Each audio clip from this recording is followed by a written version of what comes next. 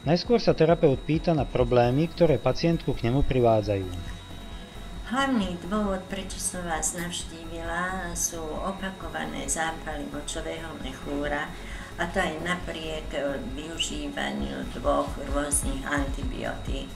Okrem toho mám zvýšený krvný tlak okolo 150 na 90.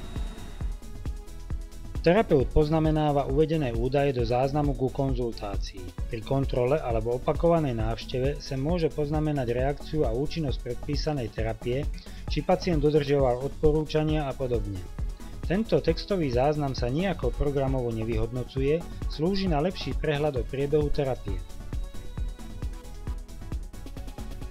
Terapeut si môže zobraziť a vytlačiť zdravotný záznam, ktorý obsahuje poznámky zo všetkých návštev.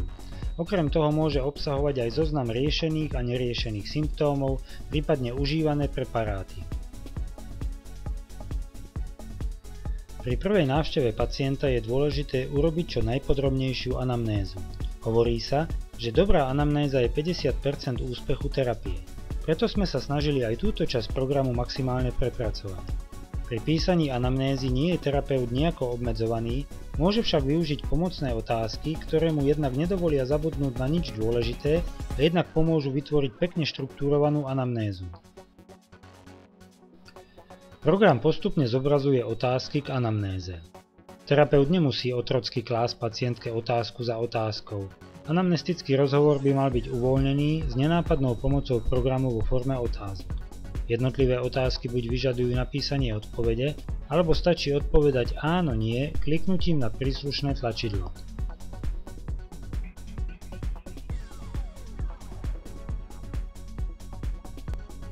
Zoznam otázok je predvyplnený. Terapeut si ho môže však meniť, doplňať, prípadne niektoré otázky vymazať. Ku každej otázke možno špecifikovať, či ide o otázku typu áno, nie, alebo typu odpoveď, či sa má zobrazovať, či sa má objavovať len pre ženy, len pre mužov, prípadne pre oboch. Ďalej je možné určiť zobrazenie otázky podľa veku. Takýmto zadefinovaním sa vyhnete situácii, aby počítač ponúkal pre muža otázku týkajúcu sa napríklad pravidelnosti menštruácie.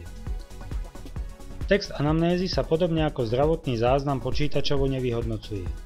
Terapeut ho má však kedykoľvek k dispozícii k nahliadnutiu. Dôležité informácie si môže farebne zvýrazniť, aby ho vždy, keď do anamnézy nazrie, upútali. V texte môže kedykoľvek robiť úpravy.